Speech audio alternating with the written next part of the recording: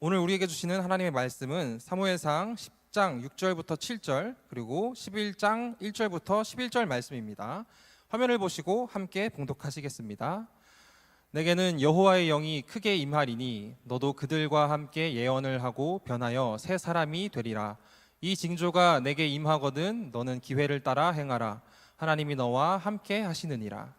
암몬 사람 나하스가 올라와서 길앗 야베스에게 맞서 진침해 야베스 모든 사람들이 나하스에게 이르되 우리와 언약하자. 그리하면 우리가 너를 섬기리라 하니 암몬 사람 나하스가 그들에게 이르되 내가 너희 오른 눈을 다 빼야 너희와 언약하리라. 내가 온 이스라엘을 이같이 모욕하리라. 야베스 장로들이 그에게 이르되 우리에게 이래 동안 말미를 주어 우리가 이스라엘 온 지역에 전령들을 보내게 하라. 만일 우리가 구원할 이에 전령들이 사울이 사는 기브아에 이르러 이 말을 백성에게 전하매 모든 백성이 소리를 높여 울더니 마침 사울이 밭에서 소를 몰고 오다가 이르되 백성이 무슨 일로 웃느냐 하니 그들이 야베스 사람의 말을 전하니라. 사울이 이 말을 들을 때에 하나님의 영이에게 크게 감동되매 그의 노가 크게 일어나 한결이에 소를 잡아 각을 뜨고 전령들의 손으로 그것을 이스라엘 모든 지역에 두루 보내어 이르되 누구든지 나와서 사울과 사무엘을 따르지 아니하면 그들 소들도 이와 같이 하리라 하였더니 여호와의 두려움이 백성에게 임하매 그들이 한 사람같이 나온지라.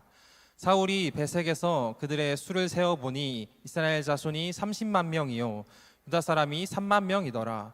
무리가 와 있는 전령들에게 이르되 너희는 길르앗 야베스 사람에게 이같이 이르기를 내일 해가 더울 때에 너희가 구원을 받으리니 하라.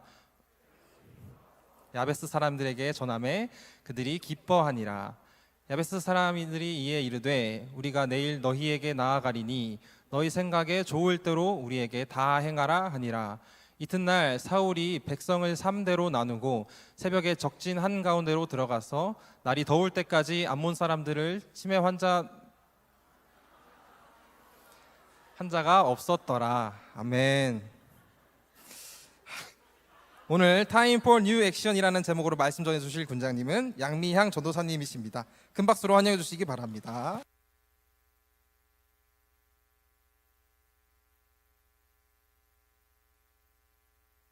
마이크 끄고 가면 어떡해요? 네, 제가 오늘 설교 본문이 좀 길다고 안 그래도 저기 하는총 총괄 국장님이 저한테 애초에 얘기를 하더라고요. 너무 길다, 다 읽어라 했더니 아니나 다를까. 네, 그렇습니다. 여러분 오늘 말씀 듣기 전에 한번 찬양 있으면 좋겠는데요. 저도 오늘 진짜 굉장히 많이 분주한 하루였거든요. 오늘 말씀 원래 이렇게 설교 전하는 날 있으면 하루 종일 좀 말씀을 묵상해야 되는데 오늘 뭐 선교 학교 준비하랴 뭐 이런저런 모임하랴 엄청 저의 마음도 굉장히 분주했는데 여러분 이 시간 우리 찬양하면서 마음을 한 번 더 정돈하고 또 말씀 앞에 잠대하게 나아갔으면 좋겠습니다. 함께 찬양할 때 이 가사를 묵상하면서 가사의 내용대로 기도하는 마음으로 함께 찬양하겠습니다. 말씀 앞에서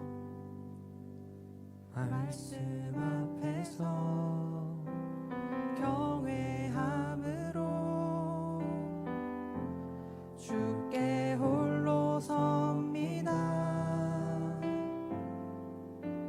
생명의 말씀 읽고 순종해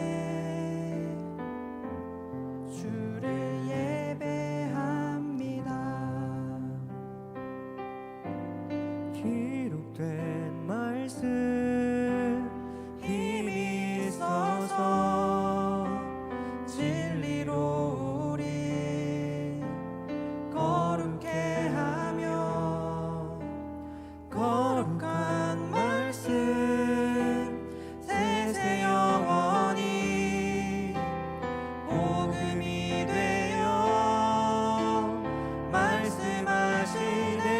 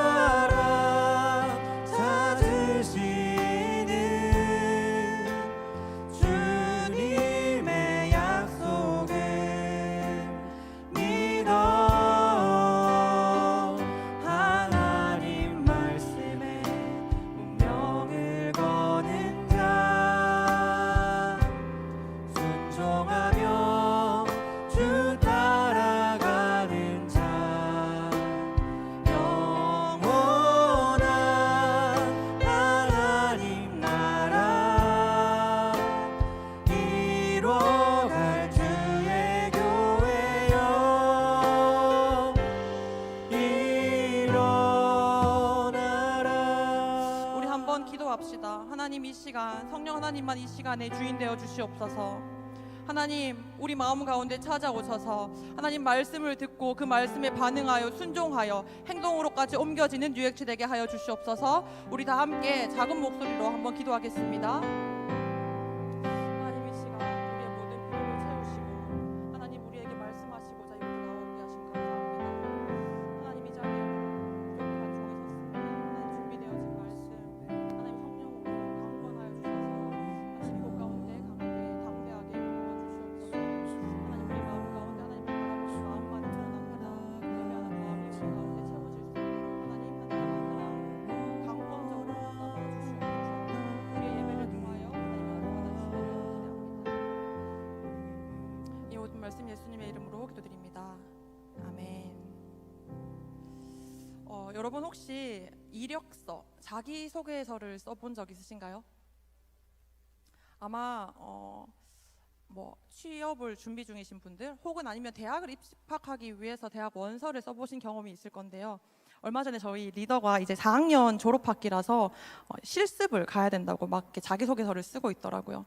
한 달 정도를 고민하더라고요. 그래서 아니 자기소개서를 뭐 그렇게 오랫동안 준비하냐 해서 읽어봤더니 오래 준비해야 될 법 하더라고요.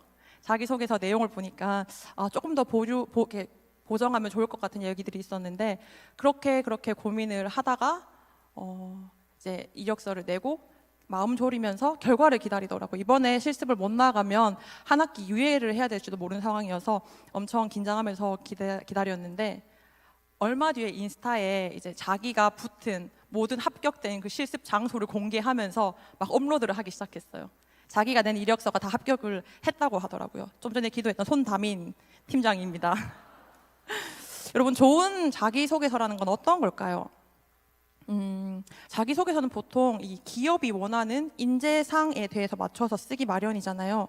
지원하고자 하는 그 기업이 원하는 인재성을 파악해서 거기에 자신의 이야기를 적절하게 썩되 그러나 너무 대놓고 자랑하지는 그렇지 않는 정도의 자신의 겸손한 어필이 들어가야지 이게 좋은 이력서라고 합니다. 보통 회사는 그 서류를 통해서 나를 판단하잖아요. 내가 낸 서류를 통해서 이 기업에 어울리는지를 또 자격이 있는지 없는지를 파악하고 판단해서 자격이 미치면 서류 면접에 합격을 주게 됩니다. 여러분은 여러분을 어떻게 소개하시겠어요? 그리고 그 소개로 여러분이 충분하게 소개되어질까요? 우리가 주일 말씀에 계속해서 이제 다윗에 대해서 묵상하고 있잖아요. 그런데 오늘은 다윗보다 앞서 왕이 되었던 이스라엘 첫 번째 왕 누구죠? 네, 사울 왕에 대해서 어떻게 성경이 소개하는지를 한번 보도록 할게요. 사무엘상 9장 2절입니다. 함께 읽어볼까요? 시작.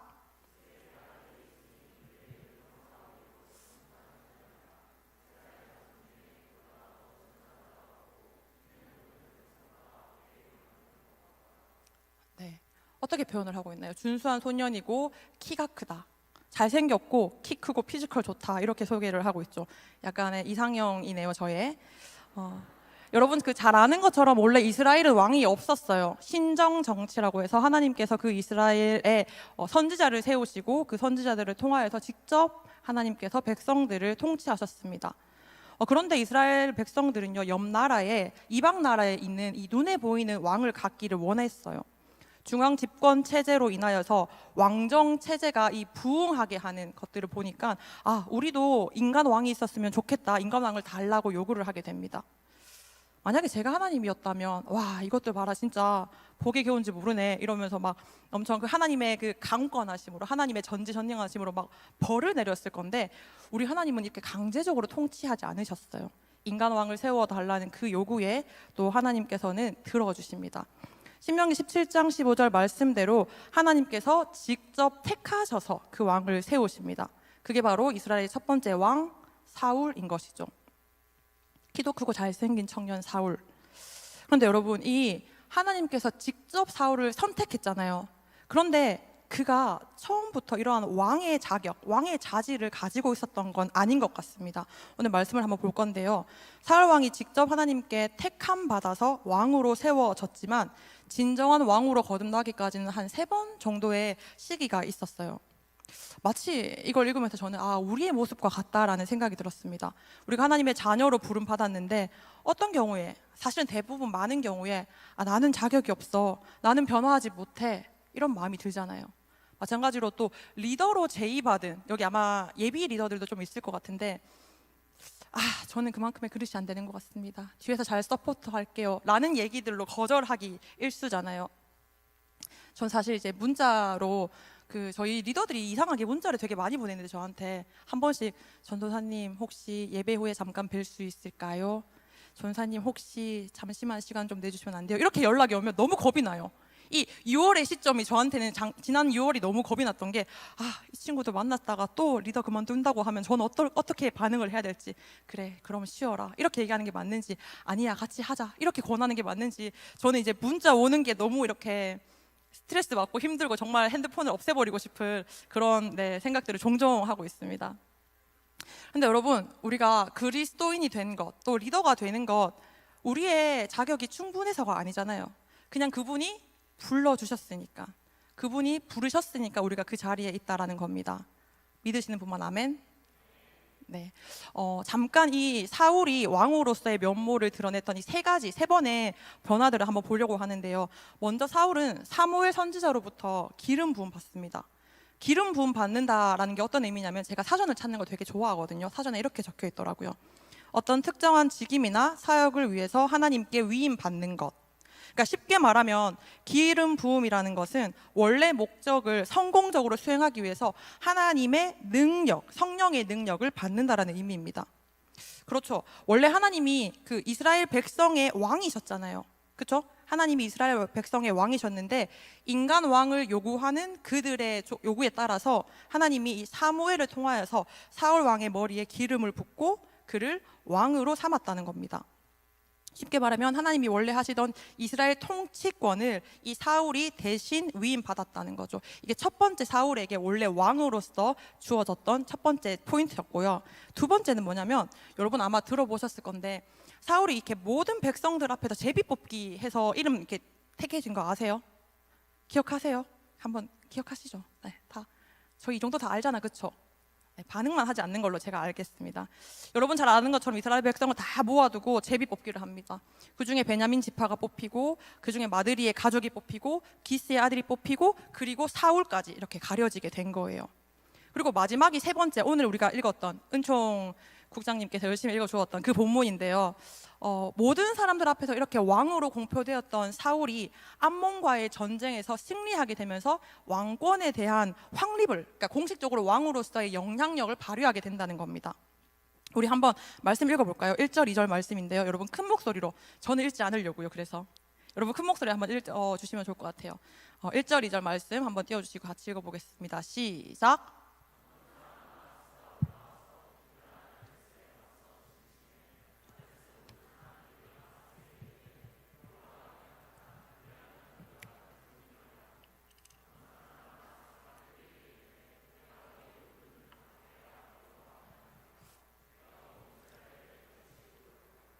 네, 암몬 왕 나하스가 요단강 건너편에 있던 부족들을 이렇게 기습했어요. 그리고 그들의 눈을 빼버렸던 이전의 전적이 있었습니다. 그래서 그곳에 있던 이스라엘 백성 7,000명 정도가 이렇게 야베스라는 지역으로 도망을 가게 되었는데요. 이 암몬 왕이 야베스 사람들이 모여있는 그 성읍을 포위하게 되었어요. 진을 치고 있었습니다. 그래서 야베스 사람들은 이렇게 얘기해요. 나하스 왕이시여, 저희가 졌습니다. 그냥 저희가 왕의 노예가 될 테니까, 당신을 섬길 테니까 이제 그냥 그만 전쟁합시다. 이렇게 이야기했을 때 이 나하스가 뭐라고 얘기했냐면, 그럴 거면 니네 오른쪽 눈을 다 빼자. 니네 오른쪽 눈을 다 빼고 나면 그제서야 나는 너희랑 언약하겠다라고 이야기를 하는 거예요. 여러분, 다시 말해서 이 나하스는 평화적인 협상을 거절한 거죠. 맞죠? 오늘 얘기는 잘 따라와야 됩니다. 한 번만 놓치면 이 앞에 내용이 이해가 안 될 수 있으니까 우리 집중력을 발휘하여서 한번 잘 따라와 봅시다. 3절 같이 한번 읽어볼게요. 시작.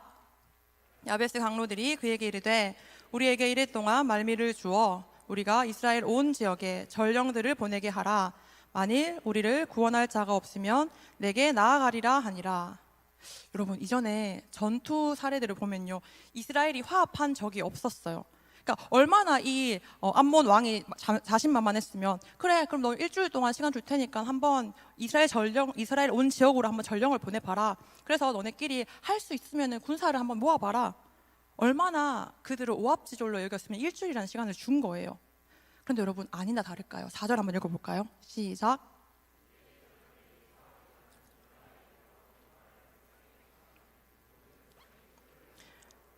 여러분 한번 보세요. 모든 백성이 어떻게 했다고요? 네, 기브아 백성들이 이 소식을 들었어요.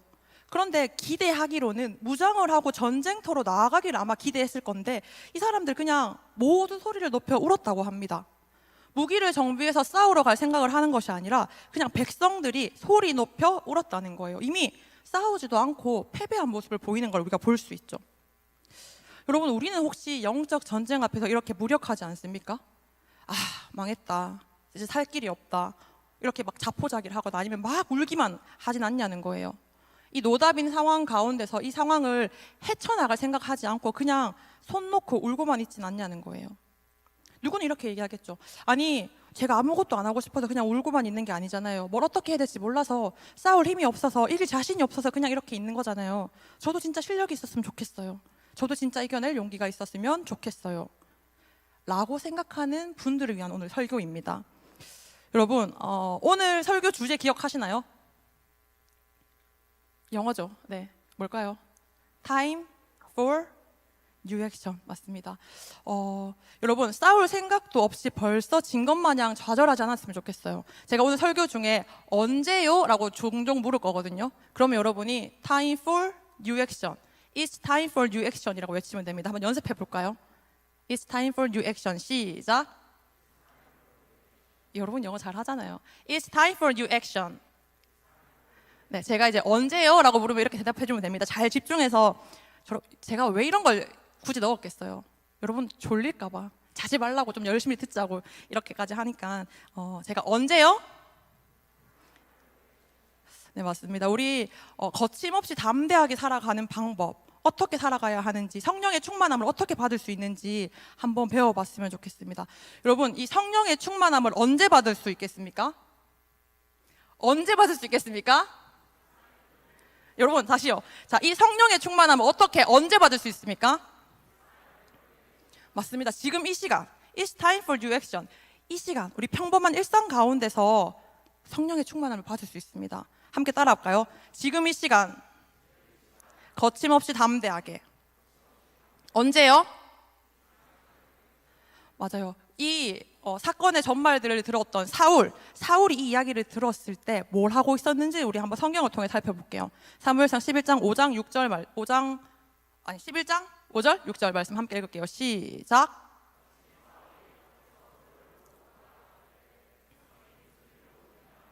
그들이 야베스 사람의 말을 전하니라. 사울이 이 말을 들을 때에 하나님의 영에게 크게 감동되매. 여러분 봐요. 야베스 소식을 듣고 모든 백성이 울기만 하고 있었을 그때에 사울이 밭에서 소를 몰고 온다고 얘기했죠. 사울이 밭에서 소를 몰고 오다가 이 이야기를 듣습니다. 그리고는 여호와의 영에 크게 감동하였다고 해요. 우리가 읽지 않았지만 이미 10장에서 사울이 하나님의 영을 받았거든요. 여호와의 영을 받았어요. 그런데 그는 아직 스스로의 정체성을 발견하지 못했어요. 그러다 보니까 성령을 받았는데 성령이 충만한 상태는 아니었던 거예요. 이해하세요?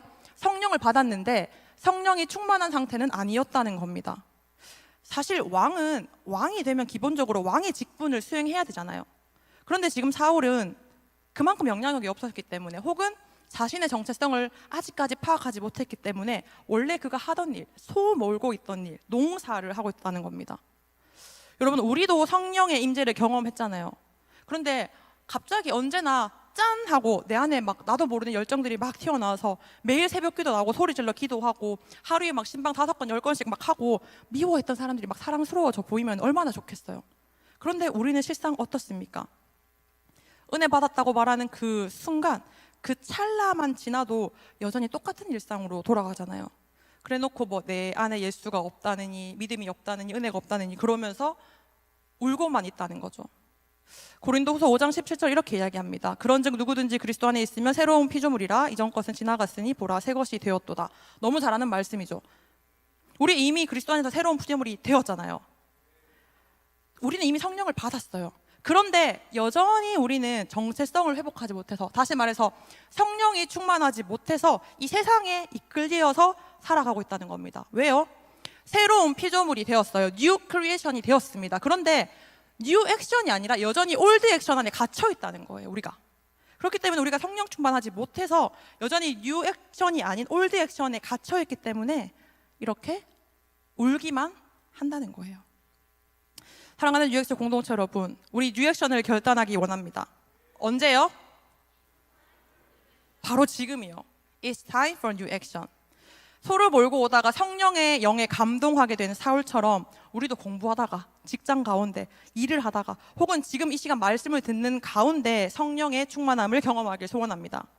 일상 가운데 It's time for new action. 여러분, 성령 충만하기 위해서 반드시 나의 노력이 수반되어야 해요. 나의 헌신과 나의 순종이 필요하다는 겁니다. 성령의 임재와 성령 충만함에 대해서 잠깐 설명을 해드리면요, 우리가 예수님을 믿으면 성령의 임재를 경험합니다. 성령의 내주하심, 성령님이 우리 안에 거한다는 거죠. 그런데 이 성령을 받았다고 해도 우리가 하나님의 뜻대로 살아가기 위해서는 매일 성령의 충만함을 구해야 합니다. 매일 성령의 충만함을 구해야 해요. 성령의 임재와 성령의 충만함은 달라요. 성령의 임재는 정말로 우리가 믿는 순간 나의 의지나 나의 노력이나 나의 어떠함이 아니라 그냥 하나님께서 정말로 선물로 막 들어오시는 거예요. 그런데 성령 충만함은 좀 다릅니다. 이게 맞는 비유인지 모르겠는데 제가 어떻게 비유를 설명하면 조금 더 이해할 수 있을까를 고민하다가, 여러분이 누군가가 막 엄청 좋은 자동차를 줘요. 제 자동차 이름을 잘 모르는데 뭐 람보르기니 이런 걸 줬어요. 자동차가 생겼어요. 그런데 연료가 없어요. 차이를 아시겠어요? 연료가 없으면 자동차가 있지만 그냥 전시용이잖아요. 우리 안에 이 성령님이 전시용이 되어서는 안 된다는 겁니다. 람보르기니가 생겼으면 타고 몰고 다녀야죠. 야, 이게 내 차야, 한번 타볼래? 타고 다녀야지 그 차로서의 기능을 하는 거잖아요. 우리가 성령의 임재를 경험해서 우리 성령님이 우리 안에 거하시는데, 우리가 성령의 충만함이 없으면 그냥 전시용으로 성령님을 놔둘 수밖에 없다는 겁니다. 우리 이 시간 이미 예수님을 나의 구주로 시인하고 또 내 죄를 대신해 십자가에 못 박히신 분이 예수님이다라는 그 사실을 받아들였다면 이제는 성령 충만함으로 매일매일 살기를 소망합니다.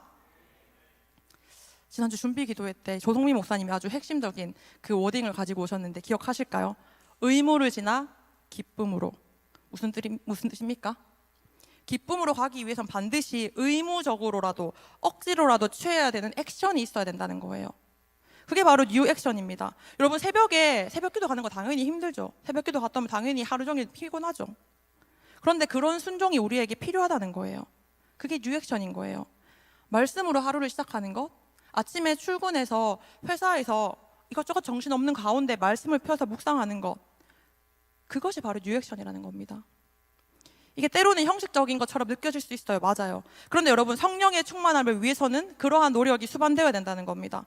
수련회 목금 토요일 다 피곤할 것 같으니까 적당한 핑계 대서 토요일만 갈게요 라고 얘기했다면, 지금 이 시간 성령의 충만함으로 목금 토요일 전 출석을 하기를 소망합니다. 그리고 신비한 건요, 그렇게 결단하여서 내 의지를 내었을 때 정말로 성령의 충만함을 경험하게 된다는 거예요. 어떤 청년이 찾아와서 전사님, 저는 하나님이 잘 느껴지지 않아요, 그렇게 얘기해요. 당연하죠. 성령이 충만하지 않거든요. 성령의 충만함을 위해서 아무것도 하지 않는데 어떻게 예수님이 느껴지겠어요? 그런데 우리 주님이 진짜 너무 감사하게 뭐냐면, 우리 일상의 때에 성령의 충만함을 경험하게 하신다는 거예요. 이 소를 몰고 오던 사울이 성령의 충만함을 받았던 것처럼 우리도 언제? It's time for new action. 오늘 이 시간 특별히 일상의 예배 속에서, 일상의 감사 속에서 그런 성령의 충만함을 경험하길 축복합니다. 그럼 두 번째, 이렇게 성령의 충만함을 받으면 어떤 변화가 생길까요? 한번 따라해 볼까요? 성령의 분별력이 생기게 된다. 좀 더 자세히 말하면 성품이 달라진다는 거예요. 이전과 내 성격이, 성품이 달라진다는 거예요. 변화가 일어난다는 거예요. 언제요?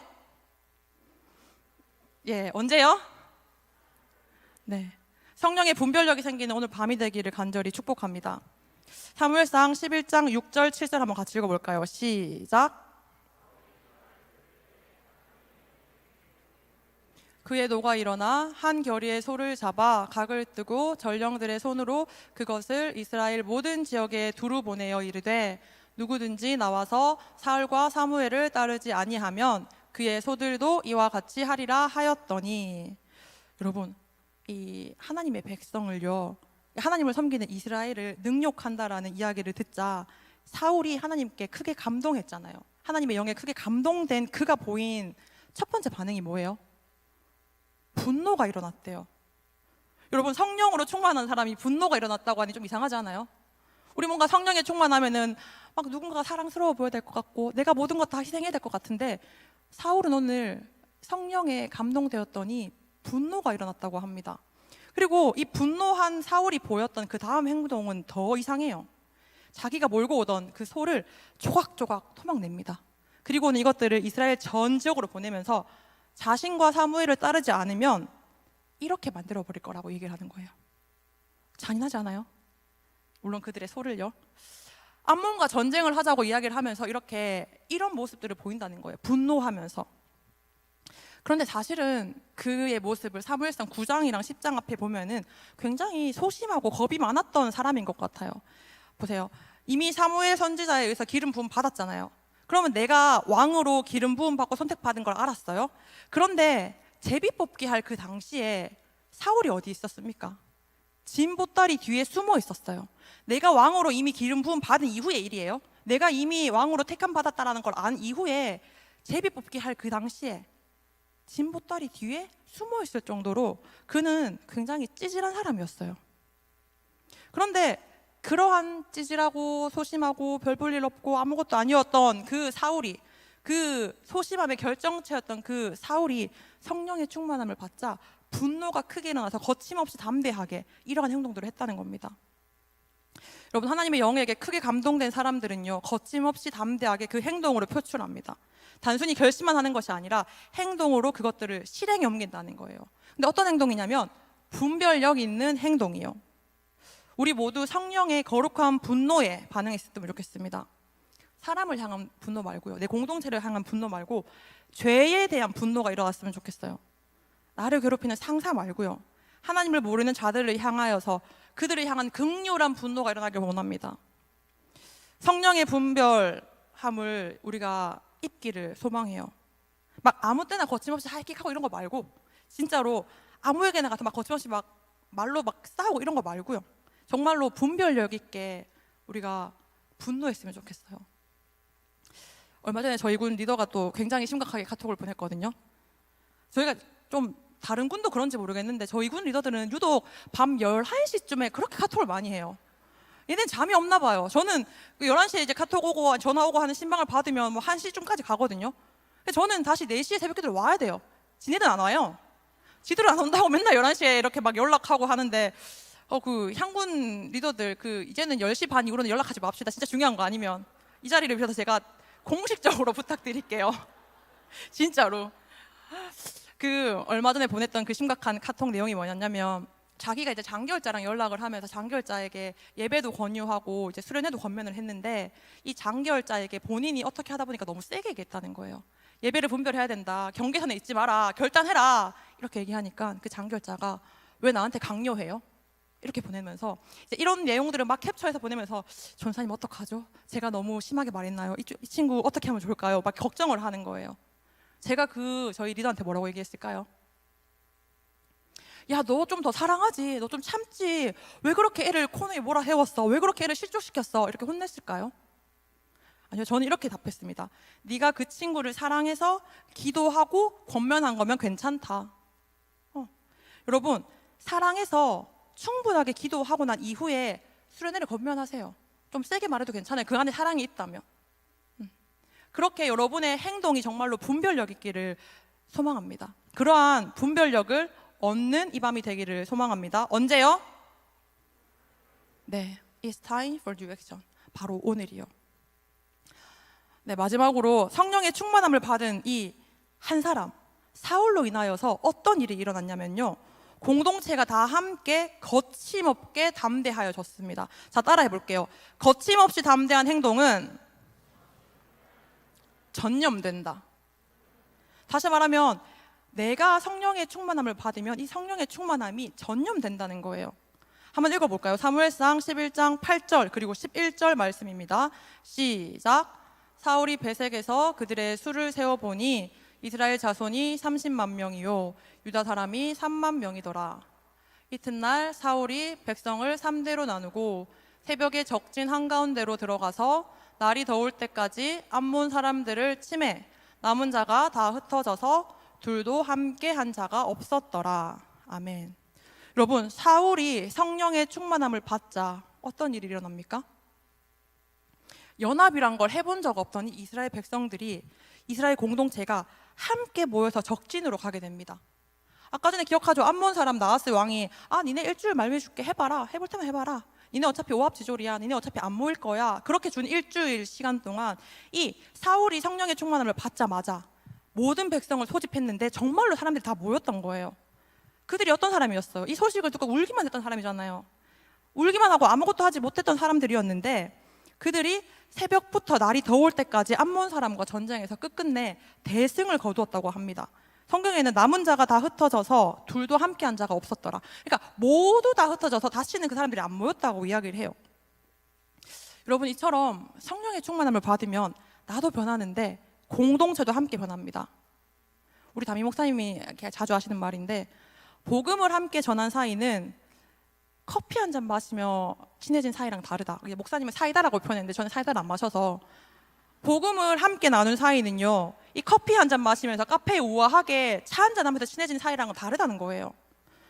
진짜 미안한 말인데 저 역시도 그냥 잠깐 이렇게 순원들 1시간 이렇게 2시간, 저희는 한 3시간까지 신방을 하던데 3시간 앉아서 커피 마시면서 우아하게 했던 그 신방 한 사람보다 매주 모여서 사역하고 어떻게 하면 한 영혼이 더 예배를 올까 고민했던 우리 리더들이 저한테 훨씬 더, 미안하지만 중요해요. 그건 너무 당연한 거예요. 저도 인간이니까. 이렇게 복음을 나누고 이렇게 하나님 일에 함께 한 자들은 당연히 우아하게 커피 마시면서 친해진 사이랑은 비교할 수도 없는 거라는 거죠. 전우잖아요. 공동체잖아요. 동력자인 거예요. 저희 팀장이 자기 팀 그 팀원 얘기를 하면서 이 팀원이 오늘 요즘 좀 이상한 것 같다, 한번 신방을 해달라고 귀뜸을 해줘서 제가 지난주 엊그저께 만났거든요. 최근에 예배에 잘 안 보이길래 무슨 일이 있냐 이렇게 물었더니 그 친구가 이제 자신이 한 달간 겪었던 이 사기 사건에 휘말렸대요. 그래서 한 달 동안 경찰서를 다니면서 사건 조사하고 막 그러느라 정신이 없어서 주일도 막 경찰서 가고 막 그러느라 예배를 못 왔다고 얘기하는데, 자신이 이렇게 힘들어할 때 자기 팀장한테 연락이 왔길래 이 얘기들을, 그때는 이제 상황이 해결되기 전이니까 얘기를 다 못하고 팀장한테 이렇게 얘기했대요. 언니, 제가 이러이러한 그냥 힘든 게 좀 있는데 어떻게 하나님 뜻대로 잘 해결됐으면 좋겠어요. 이렇게 두루뭉술하게 기도 제목을 나눴대요. 그런데 이후에 지금 막막했던 이 상황들이 다 풀려서 지금은 이렇게 고백을 해요. 하나님이 대체 왜 이런 일을 겪게 하시면서까지 나를 어떻게 쓰실지 기대된다 라고 얘기하는 거예요. 그러면서 저한테 그날 카톡을 또 보냈습니다. 굉장히 카톡을 많이 하는 군이네요. 이렇게 보내더라고요. 기도가 필요한 이 시기에 기도 제목을 나눌 수 있는 공동체가 생겨서 너무 감사합니다. 여러분, 성령 충만은 이런 거예요. 내가 성령 충만하면 우리 공동체가 다 같이 성령 충만할 수 있는 거예요. 성령 충만이 전염된다는 겁니다. 한 사람의 충만으로 그치는 것이 아니라 한 사람으로부터 공동체가 함께 충만함을 경험하시길 소원합니다. 그 한 사람이 내가 되기를 소원합니다. 이안 코피의 하나님은 월요일에 무슨 일을 하실까라는 책에 이런 이야기가 있어요. 그리스도를 따르는 자가 되는 변화를 제외하고는 당신의 현 상태를 바꾸려고 애쓰지 마라. 다시요. 그리스도를 따르는 자가 되는 변화를 제외하고는 당신의 현 상태를 바꾸려 하지 마라. 무슨 말입니까? 지금 내가 있는 그곳에서, 지금 내가 있는 곳에서 그리스도인으로 성령 충만하면 된다는 거예요. 언제요? It's time for due action. 지금 우리가 있는 그곳에서요. 제가 어제 이제 설교를 마무리하고 있는데 저희 청년이 또 이렇게 카톡을 보냈습니다. 전도사님, 진지하게 진로를 바꿔야 할까요? 카톡 없네요. 전도사님, 진지하게 진로를 바꿔야 할까요? 그래서 제가 확인하고 뭐라고 했어요? 아니. 너무 단호하죠. 이제 진지한 고민에 너무 쉽게 답한 것처럼 보일 수 있는데 제가 이 청년이랑 이런 얘기들을 많이 해요. 많이 하고 또 어떤 이유에서 이렇게 묻는지 알거든요. 그런데 여러분, 우리가 우리의 삶을 변화시킬 이유가 하나도 없어요. 내가 변화하면 되는 거예요. 내가 성령 충만하게 되면 내가 있는 그 자리에서 하나님을 예배할 수 있다는 거예요. A.W. 토저가 이렇게 이야기합니다.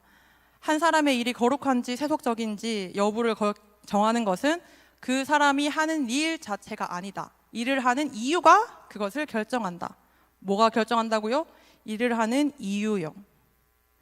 여러분이 학교에서 아이를 가르치시든 편의점에서 아르바이트를 하시든 악기 연주를 하시든 그림을 그리시든 혹은 학생이든 혹은 결혼하셨든 우리가 무엇을 하고 있냐보다 더 중요한 것은 어떤 자세로 어떤 이유로 하고 있냐는 겁니다. 저는 성령 충만해서 하는 일이라면 뭐든지 다 괜찮을 것 같아요. 여러분이 있는 그 자리에서 진짜 성령 충만하기를 결단합시다. 아까 자기소개서 얘기했는데 기업이 원하는 인재상에 맞춰 쓴 자기소개서가 좋은 자기소개서잖아요. 하나님이 원하시는 그리스도인에 맞는 우리의 정체성이 담긴 자기소개서를 쓸 수 있길 축복합니다. 우리의 모든 이유가 그리스도 한 분이기를 소망합니다. 말씀을 정리할게요. 우리 마지막으로 사무엘상 10장 6절 7절 한번 읽어볼까요? 시작.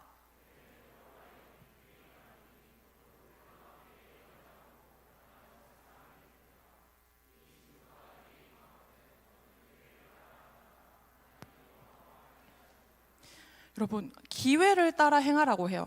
기회를 따라 행하라. 보통 우리가 사울을 실패한 왕으로 많이 기억하죠. 다윗을 더 위대한 왕으로 생각하고 사울은 실패했다고 이야기하는데 저는 사울의 일대기를 읽으면서 정말 나와 같다라는 생각이 되게 많이 들더라고요.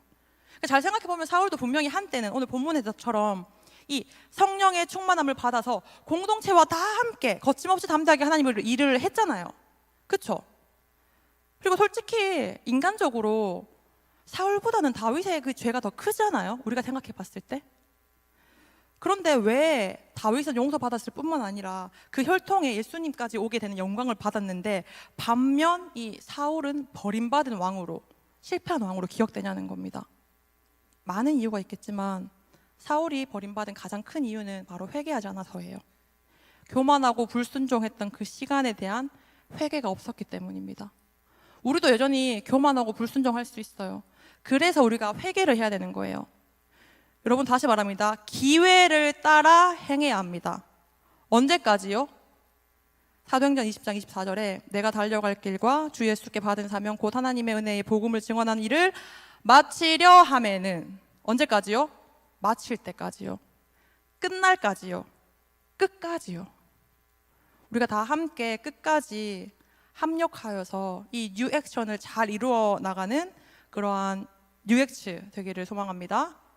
하나님께 감사의 박수 올릴게요.